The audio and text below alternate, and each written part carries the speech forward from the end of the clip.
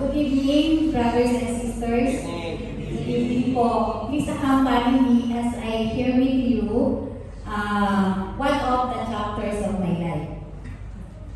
My son could die on the operating table.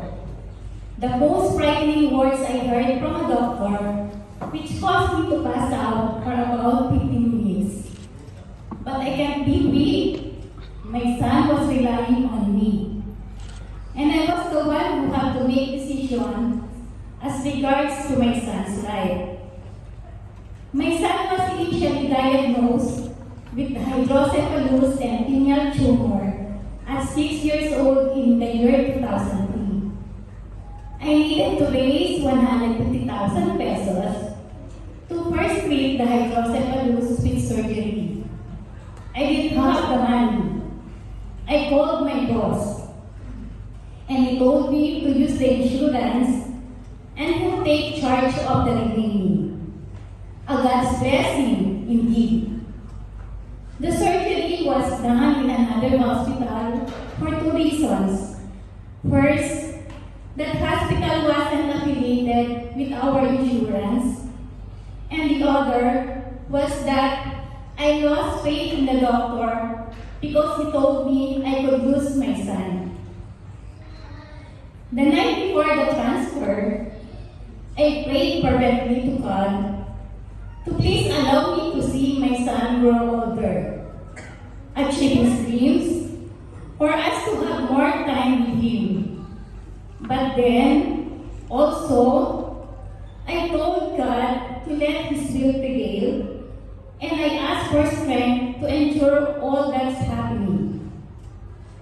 As I facilitated my son's transfer, I felt the strength, and surgery went well. He was released from the hospital after a week. Next was the pineal tumor. We immediately consulted a radiologist. With eyes closed and empty pockets, I chose the treatment that is more expensive, as I was told that it is more beneficial for my son. Unfortunately, even before the treatment started, my son showed signs of decrease in activities. CT scan showed that there was already bleeding in the tumor, and that an emergency treatment had to be done in another hospital. And that was the worst 30 minutes ambulance ride of my life. The speed and the siren were adding even more to my panic. While in the other hospital, he went into state of coma during monitoring, and that caused me to break down.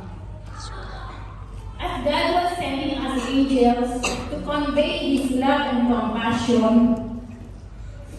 He also used the doctor to remind me that I am the source of strength for my son. That I could not show weakness, and that I cannot be heard crying. Before he was transferred to the ICU, a priest gave him the anointing of the sick. And then I went to the hospital chapel and prayed fervently.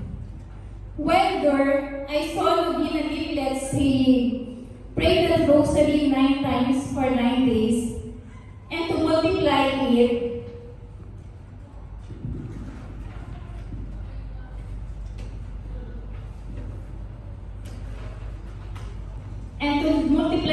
the leaflet for each the rosary prayer, and leave in the chapel to spread to others.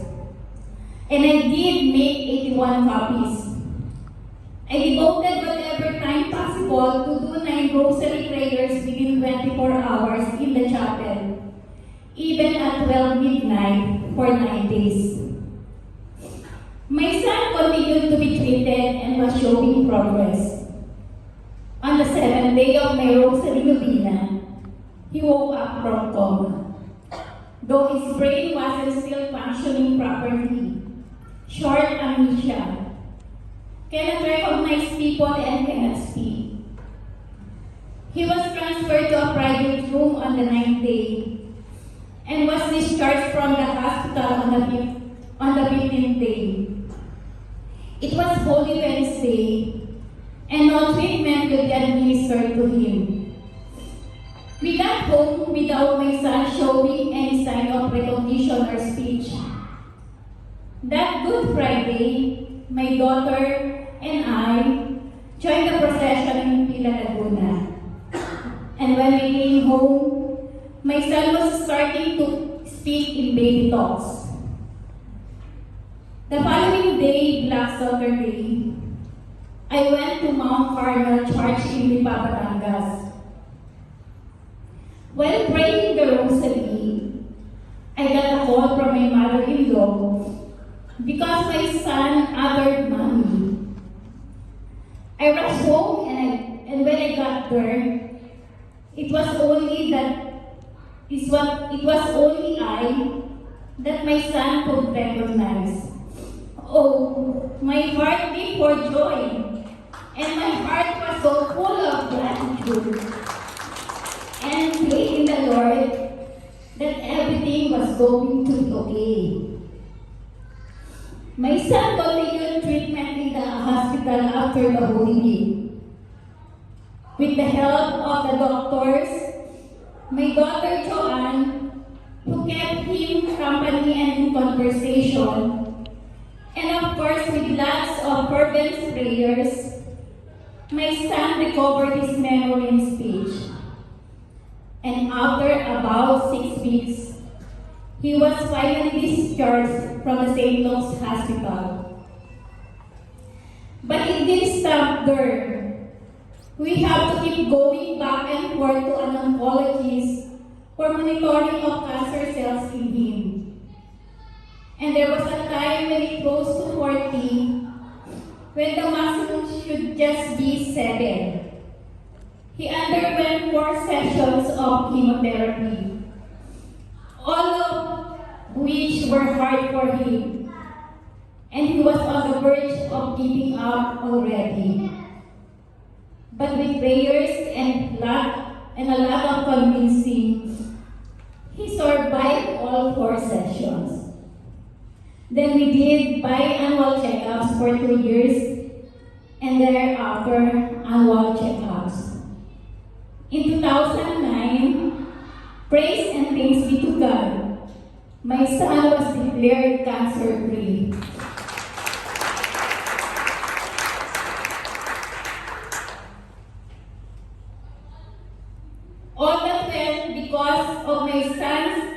All that we went through because of my son's illness made me and my children even closer to God.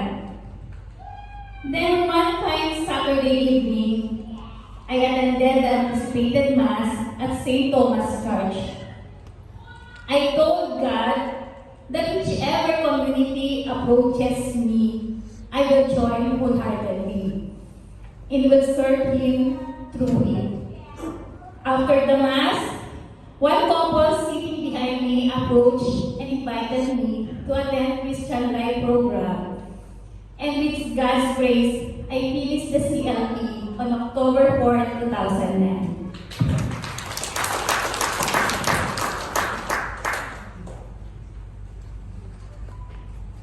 God is great, brothers and sisters. He did not only provide me with a community, but also gave me the opportunity to move forward with all my financial problems. With God's blessings and grace, I received a job offer to work here in Oman, the same month that I became a member of the CFC. And they found me, the CFC Oman, to integrate Him. The Lord prepared me to be stronger in faith and closer to Him through CFC, because, brothers and sisters, in 2010 and 2015, my son had to undergo again the VP shunt surgery. I could only provide for the financial needs, but not go home to take care of him because of my work.